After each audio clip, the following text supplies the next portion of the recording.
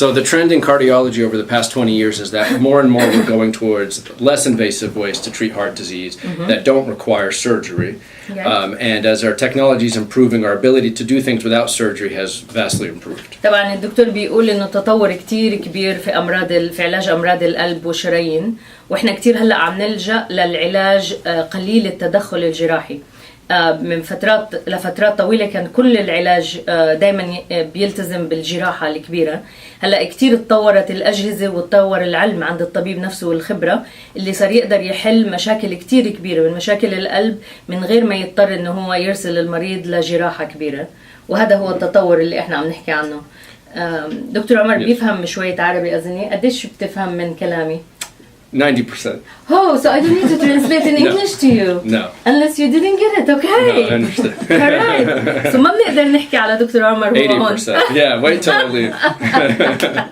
But I can only speak 10%. So Okay, ماشي. خلي لي الحكي بالعربي وخلي لي الحكي بالإنجليزي. Okay. تمام. That would work very good. So minimally invasive heart disease, it all started with the creation of stents. Okay, the coronary stents change the way that we do cardiology.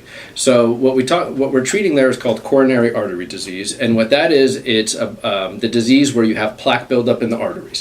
And as you have plaque buildup in the arteries, if the plaque builds up to a certain point, it can begin to impair the blood flow to the heart, and that's what leads to heart attacks, congestive heart failure, and other things of that nature. الدكتور بيتكلم بيقول اللي هو انسداد الشرايين بسبب تجلطات في الدم لأسباب متعددة، هي السبب الرئيسي وهي شرايين التاجية. Right? We're talking about the coronary, basically the ones that feeding the heart. Correct, right? Yes. الشرايين التاجية اللي بتغذي عضلة القلب، أي انسداد بيصير فيها هي بتكون مسبب رئيسي للنوبات القلبية الكبيرة اللي إلها أعراض سلبية جدا على عضلة القلب وبرضو للسكتة القلبية. فبيقول إنه الانسدادات هي العامل الرئيسي للمشاكل القلب. Right. So what used to happen is if you had a blockage or blockages in your heart that needed to be treated, what you would have usually would be bypass surgery. عادة كنا لما بصير عنا تسكير في شرايين التاجية اللي بتغذي القلب كنا على طول نعمل عملية فتح القلب المفتوح. Yes, open heart surgery, which is bypass surgery is a form of open heart surgery. And what the surgeon would do there is they would open the chest. كانوا يفتحوا منطقة القلب طبعا الصدر. And they would use arteries and veins from different parts in the body. Okay, and they would detach them and then they would place them onto the heart to bypass the blockage. طبعا كانوا ياخذوا شرايين من أماكن أخرى مثل الرجل والفخذ. وينقلوها ويغيروا فيها الشريان اللي مسدود الرئيسي بعملية قلب مفتوح. هذه هي العمليات الرئيسية اللي كانت تصير علشان إحنا ننقذ إنسان أو الطبيب ينقذ إنسان في عنده تسكير في الشرايين. So usually after open heart surgery you would have to be in the hospital for about a week. صحيح. It used to be longer. صحيح. كنا نقعد أسبوع في المستشفى المريض عبين ما هو يتعافى من العملية الكبيرة هاي. And then it would take 2 months to recover. مزبوط، وشهرين يا دوبك مع العلاج الطبيعي ومع الرعاية الصحية عبين ما يتعافى المريض بعد العملية، شهرين. So what we did what stents did is now instead of having to open the body, you can actually insert a little piece of metal, almost like a spring, that goes into the heart, and instead of bypassing the artery, now you can actually open the blockage and put a stent there to keep it open. هلا في الوقت الحالي بيستخدموا اللي هي الدعامة بنسميها، اللي بيقول بحجم السبرينج، وهي اللي بيحطوها علشان تفتح الشريان اللي مسكر. فبيسيكلي مش عم بيبدلوا الشريان، هم بس عم بيوسعوه باستخدام حاجة بسيطة اسمها دعامة. So how big is the stent? Would I be able to hold it like this, or we're talking about much smaller? So a usual stent will be anywhere from about 2.5 to 4 millimeters. Oh, okay. So very small. Wow. Okay. Yeah, very small. And the stents are getting more and more sophisticated. They're getting smaller. They're getting easier to place, and they're lasting longer. بيقول طبعا نوعية الدعامات هاي عم تختلف بشكل وبتتقدم بشكل كتير كبير. بتتطور سهلة صغيرة جدا وبتبقى لفترة زمنية طويلة جدا، وهذه حاجات ما كانت موجودة أول، عشان هيك كانوا يضطروا يروحوا أوقات لعمليات القلب المفتوح. So now we have the ability that even if we need to place multiple stents, we can go in through a small incision in the wrist. Yes, I love that very much. It's so small that you don't even need a stitch, okay? And you can oftentimes go home the same day. لافلي. بيقول الدكتور لما بيكون في حدا بيحتاج انه هم يعملوا له توسيع للشريان المغذي للقلب بيعملوها بفتحة صغيرة جدا جدا في اليد من هون، ما بتحتاج حتى خياطة، وبيدخلوا من خلالها والدكتور بيقدر يعمل توسيع للشرايين قد ما بيقدر او قد ما بيحتاج المريض. اظني رولا في عندك كم سؤال احنا شايفين عندك الدكتور. regarding this one of the patients he has a blockage and then he put the stents and he's asking after that does he need continuous checking up? Yes, good question, definitely. So once you have a stent placed, you still need to see a doctor and مع تركيب cardiologist. الدعامة لازم باستمرار تضلكم تتواصلوا مع طبيب القلب اللي ركب لك الدعامة هذه. And the reason is for a couple of reasons. First of all, the stent over time can begin to close. لأنه ممكن مع الوقت أوقات الدعامة هذه تتسكر أو تضيق. And it's possible that there could be other parts in the heart that become blocked that need more stents. وطبعا بما انه صار الواحد عنده انسداد مرة، الدكتور بده يكون دائما حريص عليك ومتوقع انه يصير انسداد في اماكن اخرى، فلازم يكون في عناية ومتابعة باستمرار علشان تتحاشوها. So we were. Did we interrupt you when you were going through? No, I think that's it. But I think it's also important to still say that even though stents have, in a large part, replaced bypass surgery, there is still a very important role for bypass surgery. There are certain situations where stents still do not work as well as bypass, and so we still use bypass in some patients, and it's still very important and life-saving in some patients. So you didn't get the surgeons out of business yet? No. No, I don't think we ever will. Oh yes. اوكي. كنت بيقول الدكتور انه حتى لو انه طريقة تركيب الدعامات ونوعيتها اختلفت وستطورت بشكل كتير كبير، لسه في مرضى معينين رح يحتاجوا انهم يعملوا عملية القلب المفتوح، مش رح نقدر نستغنى عنهم ومش رح نخلص على البزنس تبع الجراحين بدري لسه، ومش حنخلص عليه ابدا. بيقول الا اذا انتم بتساعدونا، واحنا عاملين اسبوع الشهر التعليم والوقاية ضد امراض القلب. اذا الناس بتتعلم اكثر وبتصير هيلثي اكثر في حياتها، اكيد في اشياء كتير رح تتغير. So yes, I talked a little bit before you came in about, because I noticed in our first videos you were trying to refer to it and I didn't translate it quite well, because you were trying to make us differentiate between the angina and actually the heart attack or the not the heart attack, not the cardiac arrest, the MI. Myocardial infarction. Yes. Right. You were trying to make us they need to differentiate. So we were talking, and in the Middle East or the Arab world, because you know I just lived here so long, I hear a lot people saying, "Oh, أنا صار عنده ذبحة صدرية." So I notice, even our patients when they come and talk to you, they say he had ذبحة صدرية. So I think sometimes they are meaning نوبة قلبية, which is MI. Then they are meaning ذبحة صدرية. So I was trying to differentiate that ذبحة صدرية is actually just a symptom. Correct. Right? It Absolutely. is not it's not what I'm gonna come to you for, or maybe I will, but different. Right, yeah, so sometimes they're used interchangeably, but they're not exactly the same, like you said. So angina is a symptom. Angina is a symptom that you feel in your heart when your heart is not getting proper blood flow because there's a blockage, which creates a sensation of pressure or pain or heaviness in the chest. That's called angina. اللي هو الضغط، الذبحة الصدرية، ما الواحد بحس في تقل في صدره وبحس في ألم بسيط أو ألم شديد. So pressure, pain, and what else? Yes, heaviness. Somebody was saying coughing, heaviness, coughing, pressure, tightness. No, that's not angina. So angina is specifically the discomfort in your chest. Okay, اللي هي بتحسوا بعدم ارتياح في الصدر، تقل فيه، ضغط فيه، ألم بسيط أو شديد. هذا اللي ممكن تحسوا فيه، تقل في النفس كمان. So a myocardial infarction or a heart attack النوبة القلبية is if you have a blockage that has so severe or gone on long enough that it actually causes damage to the heart muscle that we can check when we look at an EKG or check a blood test. That's a myocardial infarction. Most people with a myocardial infarction will have angina, but not always.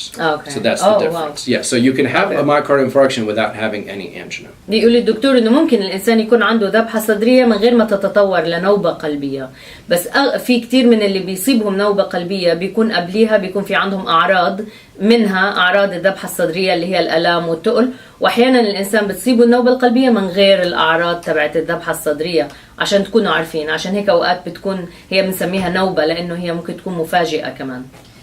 There is a question regarding this. Is the pain in the left hand a sign of بيسأل حدا على الألم اللي في اليد الشمال. Yes. Is it it's one of the signs also? Yes, it can be a sign. And can you describe that pain, because everybody Yes. talks about it? So typically, when you talk about pain in the arm, there's many things that can cause pain in the arm, obviously, and so not all pain in the arm is طبعا heart في pain. أسباب كتير لألم الذراع، بدنا نشوف كيف بيكون أعراض. Typically, heart pain in the arm is going to start in the chest, and it's going to move to the arm, from the chest to the arm, and also from the chest, possibly to the neck and to the jaw. شايفين كيف الدكتور بيأشر، بيقول الألم بيبدأ مثلا ممكن من الصدر للرقبة، وممكن للحنك الفك، أو ممكن من الصدر للذراع. هذه هو الألم اللي ممكن يكون له علاقة بذبحة صدرية أو نوبة قلبية. There are some people who will only have pain in the arm. This can be very tricky to diagnose. It's usually going to happen when you're doing physical activity or some kind of an exertion. If you start feeling tight or heavy in your arm when you're walking or running or something like that, it could be a sign of heart disease, not necessarily, but it could. بيقول أحيانا إذا بتكون قاعد بتعمل مجهود أو بتجري وفجأة بتحس في ألم في الذراع العلوي، ممكن تكون عرض من أعراض نوبة قلبية، بس مش شرط. طبعا بيعتمد على تاريخه المرضي أيضا للمريض أحيانا, right? It depends on their medical history. It depends on their history and just kind of the details. So I see patients who will be concerned because their arm will go numb when they wake up at night and their arm is numb. Yes, I hear this all the time. Is it related? Not usually. No, this is usually a nerve compression from the way that you're sleeping. If you bend your arm like this or turn a certain way, the nerve over here in your elbow gets compressed, and that's the nerve that feeds the hand and the arm. Okay. So very commonly you will hear people that get this kind of symptom in the middle of the night or when they're driving, if they keep their arm in a certain position. That's usually nerve related. But of course, if you're concerned, at the end of the day, always better to check with a doctor. طبعا بيقول احنا في ناس كتير بتنام على دراعها وممكن تصحى تلاقي تنميل في الذراع وفي اليد بيوصل لتحت. هذه ممكن تكون لها علاقة بالعصب، مش علاقة في القلب. بس إذا أنت قلقان والموضوع عم بيصير بيتكرر كتير معك، كتير كويس إنك تستشير طبيب عشان يساعدك تفرق بين إنه هي هالألم له علاقة بالقلب أو له علاقة بالأعصاب. And since we're on the topic about this, let's talk about, let's segue this into the way that women might feel symptoms versus men. بدنا نتكلم الأسبوع هذا طبعا في تركيز كتير كبير على النساء وأمراض القلب عند النساء. النساء كتير بتعتقد إنه خطر الموت من لا سمح الله أو الإصابة بسرطان الثدي أكبر كتير من خطر مرض القلب.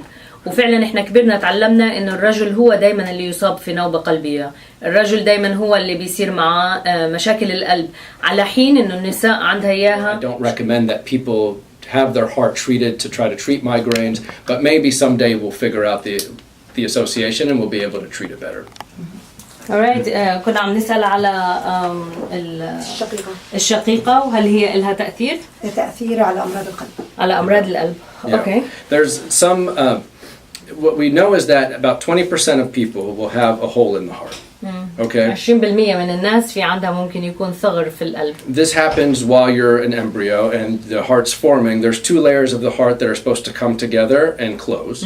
Okay, and 20% of people they don't close completely. أحيانا والقلب يتكون والإنسان وجنين ممكن لما القلب يكون بده يقفل ما يقفل تماما ويضل في فجوة فيه. So it leaves a very small hole in the middle of the heart. Now, in most people, this will never cause a problem. أغلب الناس ما بتسبب لهم أي مشكلة. But it's possible in some cases that this hole in the heart has been associated with certain things that can happen in the brain.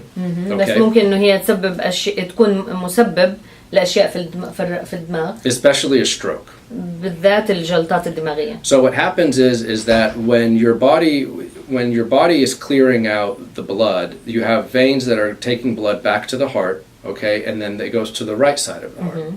And then the heart takes that blood from the right side of the heart to the lungs. And the lungs kind of clean out the blood. Does that make sense? Okay. So if you have a hole in the heart and you might have like a little blood clot or something very small that came from the legs, usually this would just get cleaned out by the lungs and you would never know it. If you have a hole in the heart, it's possible that a little clot could travel from the right side and go straight to the left side without going through the lungs. And once it gets to the left side of the heart, if it then goes out to the aorta, then it can go anywhere, including to the brain, and cause a stroke. I see. Okay, so that's some connection between the heart and the brain. بيقول راح اشرحها بسرعه لان انا تبعت قد ما اقدر ما اخذتش نوت بس الدكتور بيقول انه احيانا بسبب الانسان وهو جنين لما بيكون في فجوه صغيره في القلب ما إلها أي مشاكل، ما بتسبب أي مشاكل للإنسان، بس هو بده يربط إيش ممكن يكون بين القلب والدماغ، إيش بين القلب والمخ ممكن الرابط اللي بينهم أو حلقة الوصل. بيقول إنه لما بيكون في تخثر في الدم بسيط جدا ممكن يكون وينتقل من القلب من الجهة اليمين للجهة الشمال. إذا انتقل من اليمين للشمال وما مر بالرئة بحيث إنه هي تصفيه ممكن إنه هو يستمر يروح على نوع من الوريد الرئيسي وينتقل للمخ ويعمل اللي هي الجلطة الدماغية. وهذه هي اللي ممكن تربط إيش سبب الارتباط ممكن القلب بالدماغ في تكوين جلطة. So some people who have this will actually go in and will use a little device to close this hole, minimally invasive. How would you know before? So what you have to do is you have to do an ultrasound of the heart. Okay. And you inject bubbles. This is the echo? Okay. You do an echo and you inject bubbles. When you inject bubbles into the veins, all the bubbles should go to the right side of the heart. Why would you decide to do this for a patient? Okay, good. If you have a young patient or middle age and they had a stroke أو صارت عنده جلطة. And there you can't find any reason why. إذا مش قادرين نلاقي سبب لإنسان صار عنده جلطة وهو عمره متوسط بالعمر. So they don't have no blockage here, no blockage in the brain, no irregular heart rhythm. And if you can't find any reason why they had a stroke, then you look for this hole. I see. Okay. أنا سؤالي كان للدكتور إنه مين بيعرف إنه أنا عندي العرض هذا أو إنه أنا لازم أبحث فيه. فالدكتور بيقول لا، إذا صار عند شخص جلطة وأنا ما عرفت سبب إلها وحاولت درست كل شيء وطلع عنده كل شيء سليم، فساعتها أنا رح أبحث على السبب أبعد شوي اللي هو من أيام ما كان الإنسان جنين وتكون القلب عنده. رح أدور إذا هي الجلطة كانت تتحركت بالطريق هذا أو لا من خلال إنه هو بيعمل التصوير اللي هو الإيكو. We do an echo and then we inject the bubbles into the vein. وبيحقنوا مادة فيها. And then you see the bubbles, they all fill on the right side of the heart. وبيشوفوا فقاعات بيحقنوا سائل وبتعمل فقاعات وبيشوفوا وين الفقاعات هاي بتروح. And if you see the bubbles go to the left side, إذا شافوا الفقاعات هاي راحت على الجانب الشمال من القلب معناته إنه في ثقب في القلب. So then we do a more detailed ultrasound after that, where we put the ultrasound down through the throat, and then we take pictures, and then that way we can see the hole directly. وساعتها إذا شافوا إنه الفحص هذا طلع إيجابي بيعملوا فحص ثاني بيحطوا تنظير من الفم وبينظروا عليها بشكل دقيق أكثر علشان يشخصوها. Thank you. That was a very, very simple explanation. Back to the original question about the migraine. Yes. So then there's also been some interest in, do people with migraines have holes in the heart that could be contributing? عشان هيك الدكتور بيسأل هل بيحاول إنه يساعدنا نفهم هل الناس اللي عندها شقيقة ممكن يكون عندها ثقب في القلب أصلاً. So the idea is that there's something in the blood that's not getting filtered in the lungs and it's going to the brain and it's causing migraines. And so they did some trials where they've closed these and and the evidence is not clear one way or another. It's kind of so right now I don't recommend this for the treatment of migraines, but to answer the question, could there be a connection? Yes, there could. هل هو ممكن يكون في اتصال بين الشقيقة وأمراض القلب؟ أيوة ممكن، بس هل هي مثبت أسبابها وكيف بتصير لسه ما في بيعملوا عليها قاعدين أبحاث كتيرة. في عنا أسئلة كتير because I wanna change the subject. بدي أغير الموضوع شوي، بدي أتكلم مع دكتور عمر لأنه دكتور عمر معروف عنا هون في المركز إنه بيعالج اللي هي أمراض دوالي الساقين. Varicose veins and all that. I know that you have an interest in that and you helped us a lot with our patients. That makes a huge difference. My question عنا إحنا سيدات ورجال أيضا بيصير عنا اللي هي دوالي الساقين. إمتى نعتبر إنه عندي مشكلة؟ يعني في عنا الأشياء البسيطة اللي هي تغيير في الألوان، بيكون لون الأوردة شوية لونها على بنفسجي وأحمر غامق. هل هذه مهمة؟ إيش اللي لازم السيدة تقول إنه أنا عندي دوالي الساقين ولازم أشوف طبيب؟ Yeah. So varicose veins are caused by something called venous insufficiency, and this is the most common vascular disease. Period. هذه أشهر أمراض الشرايين اللي معروفة اللي هي الدوالي في الرجال والستات. But the part that makes it a little challenging is that not everybody with venous insufficiency will have varicose veins. مش كلنا اللي عنا مشاكل في الصمامات الأوردة اللي بتغذي الساقين هي عنا مشكلة كبيرة أو عنا اللي هي الفاريكوس فينز الدوالي، ناس معينين بده يشرح عنهم الدكتور. So the way that should I explain just how, maybe very briefly? Yes, the flow of it. So the flow is that the veins in the legs, they have to move blood back to the heart, and they have to do this against gravity. مزبوط. بيقول إنه إحنا الدم عنا في الساقين بيطلع من أرجلنا بيطلع فوق للقلب، ففي صمامات صغيرة بتساعد. Did I go ahead? They have valves in the veins that help move blood up to the heart. مزبوط. بيقول الصمامات هذه هي اللي بتساعد. الصمامات هذه بتطلع باتجاه واحد ضد الجاذبية.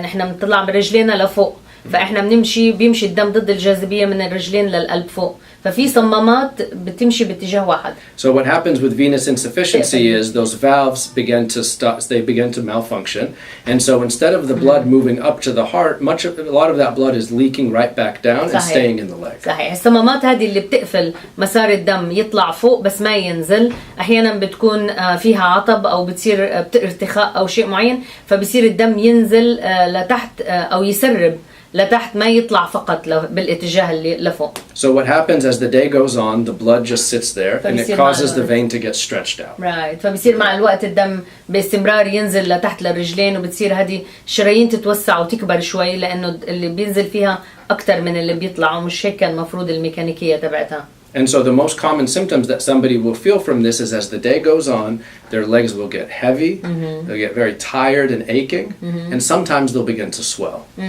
فالأعراض اللي بينظر إلها اللي هي بصير عنده الواحد ألام كتير في الساقين، بصير عنده تقل فيهم بنهاية اليوم، أو بعدين ممكن تصير فيها تنفيخ، تتنفخ الرجلين شوي. So in some people, the body will try to help by creating new veins to move the blood, but unfortunately those veins over time begin to malfunction and those become varicose veins. بيقول الجسم أحيانا من نفسه بيصير يكون أوعية دموية جديدة علشان يساعد في المسار هذا، بس أحيانا ما بتكون كفاية، وهي كمان بيصير فيها عطب وبيرجع نفس المشكلة مرة تانية. So the varicose veins, some people will have those and some people won't have them, but they can still have all the other symptoms of venous insufficiency. في ناس عندها إياها وعند ناس ما عندها إياها، بس برضو احتمال إنه هي يكون عندهم مشكلة الدوالي سارية، بتعتمد كلياتها على الأعراض اللي موجودة.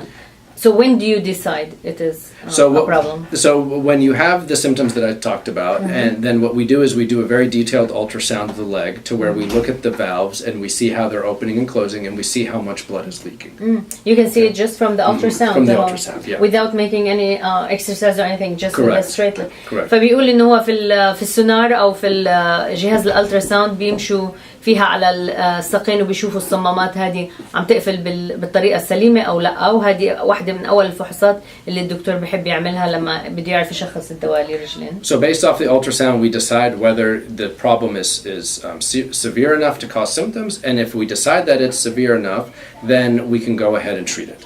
إذا بيشوف الدكتور من الفحص هذا إنه نتيجته كتير سلبية على الشخص المصاب فيه، فهنا بيقرر هو إذا بده يعالج أو ما بده يعالج. So what they used to do to treat it was they used to do something called vein stripping, where they would go in and they would actually take the vein out of the leg.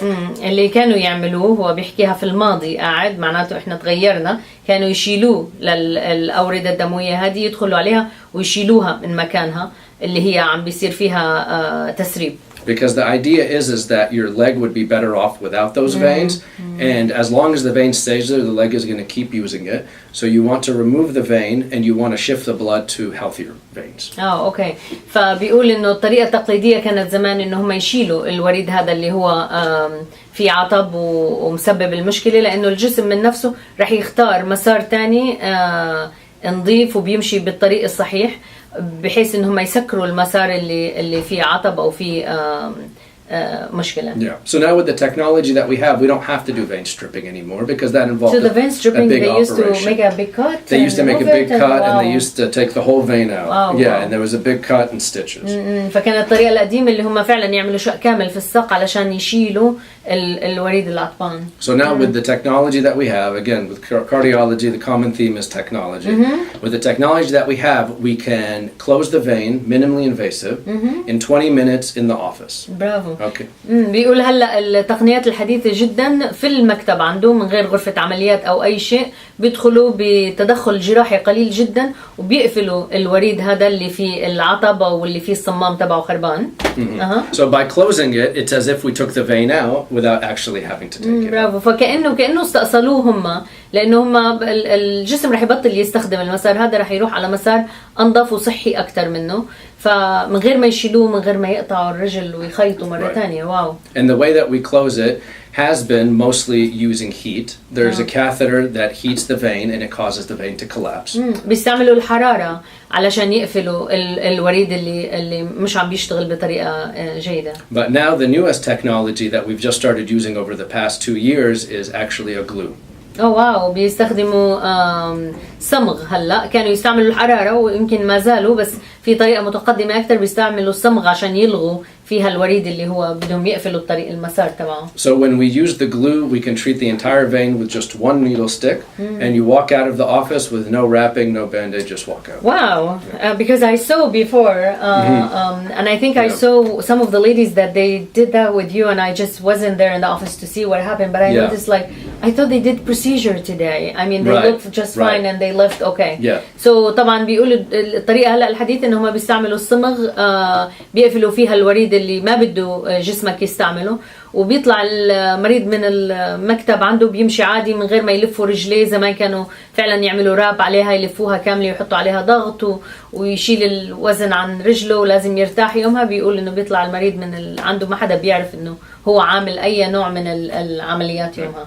So the final thing I would say, if your legs at the end of the day are tired and they hurt and they cramp and you can't stand on your feet and you can't do the things you want to do, even if you don't have varicose veins, you should get an ultrasound. So نشوفها ما بنشوف يعني احنا عم تتكلم انت بالvaricose veins انه ممكن ما اشوفها. احنا لما بنشوف بنشوف انه احنا صار عندي اللي هي ايش بيسموها الدوالي سبايدر فينز العنكبوتيه.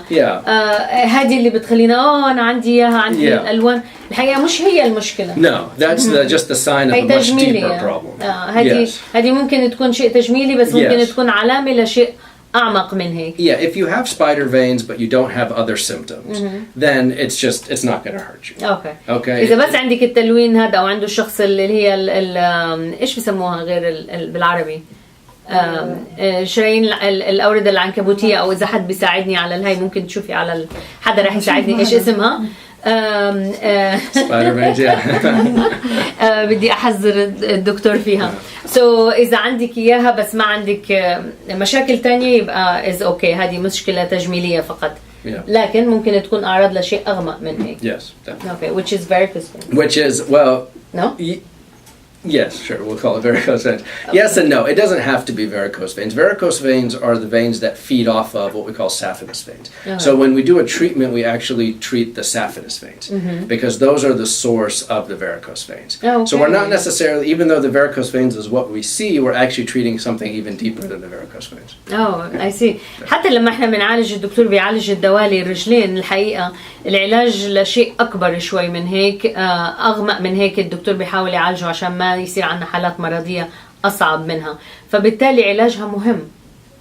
علاج الدوالي الرجلين لما بتكون I'm not talking about the spider veins, I'm talking about the actual دوالي. It's important to fix because it can cause more problems in the future. It can cause more problems. It also does increase risk of having blood clots. بتزيد نسبة اللي حتصير عنده تجلطات في الدم إذا كان عندنا الدوالي اللي هو إحنا بنتكلم عليها اللي أغمق وفشل في الصمامات تبعتها. Yeah, so it's something that what you can do to kind of help your body not have these problems is, of course, exercise and try to keep your weight down, and then also wearing compression socks, especially when you're going to be sitting. For people who sit at desks for a long period of time, or who are standing, like teachers and people, stewardesses that work in airlines, or people in administrative desk jobs, wear compression socks that come up and squeeze the veins so that all the blood is not sitting there. And make sure to take breaks, every hour and get up and walk. بيقول طبعا نحمي نفسنا منها كتير ضروري، بالذات الناس اللي بتقعد. أول إشي نحمي نفسنا بالرياضة وبالتخفيف الوزن، بس في ناس اللي أشغالها كتير بتكون على المكتب أو الموظفين اللي بيوقفوا كتير على رجليهم. ضروري كتير إنه إحنا نلبس اللي هي الجرابين الضغطة مهمة كتير لأنها بتضلها عاملة سكويز، بتفرض على الأوردة الدموية هاي تضلها تتحرك وتخلي الدم يضخ في الرجلين. فهي حاجات ضرورية كتير، زائد طبعا إنه الرياضة مهمة كتير إلها، أو إذا بتقعد على المكتب فترة طويلة كتير مهم انك تقوم وتمشي بين وقت والتاني. احنا بنشوف كتير اوقات الايفون والهيلث ابس وهذه كلياتها بتساعدنا every few remind you to get up and walk. stand. Yes. It's very important. Very important. Absolutely. Very good. You have questions, please? We have questions but away from the subject. Okay, just say it quickly, please. هل دواء بريزنتين نفس بلافكس لمرضى القلب؟ Is the Yes same or no? like Plavix? What Yes is or no? clopidogrel? No. The medicine Prezentine, is it the same like Plavix? Prezentine, I'm not familiar with that medication. I'd have to look at it and see. تسميات الأدوية كتير مختلفة، المهم نطلع التركيبة تبعتها، لأنه أنتوا عندكم إحنا عندنا أدوية أمريكية وهن عندهم أدوية أحيانا أوروبية. Go ahead. Exactly. Yeah, this is the question. One of the ladies asking about انتفاخ القدم والساق بالنسبة للنساء فوق سن 50 أسبابه. What causes women over 50 if they have swollen legs and feet? What it could be yeah, so it could be what we spoke about, which is venous insufficiency, which is a circulation problem in the legs. ممكن تكون مشاكل في الدورة الدموية في الساقين، بالذات إذا فيها الست تكون وزنها عالي أو ما بتتحرك كتير برضو، فبده يرجع الدكتور مرة تانية إذا عندها ألام، إذا في نهاية اليوم تتنفخ رجليها وعندها ألام ما بتروح منها. فهي حاجة كتير مهمة إنه هي تتابع مع دكتورها عشان يعمل الفحص المناسب لها.